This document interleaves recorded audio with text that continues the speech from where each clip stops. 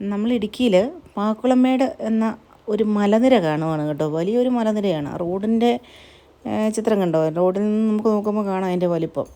എനിക്ക് വെള്ളം ഒഴുകുന്നത് നല്ല വേനൽ സമയമാണ്, എന്നിട്ടും അവിടെ നല്ലവണ്ണം വെള്ളമുണ്ട് കേട്ടോ.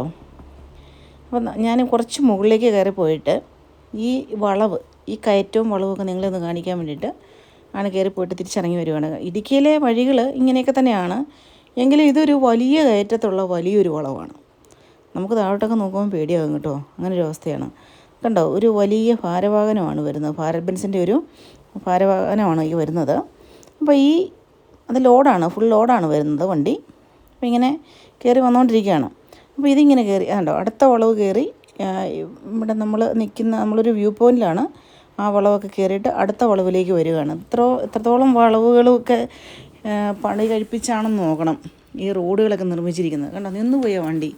എന്നിട്ട് പിന്നെ അത് വീണ്ടും അവിടുന്ന് പോവുകയാണ്. ശരിക്കും അവിടെ നിന്നിട്ട് തിരിച്ചെടുക്കാൻ പറ്റുന്ന രീതിയിലുള്ള സംവിധാനമൊക്കെ ഈ വണ്ടികൾക്ക് ഇപ്പോൾ ഉണ്ട്.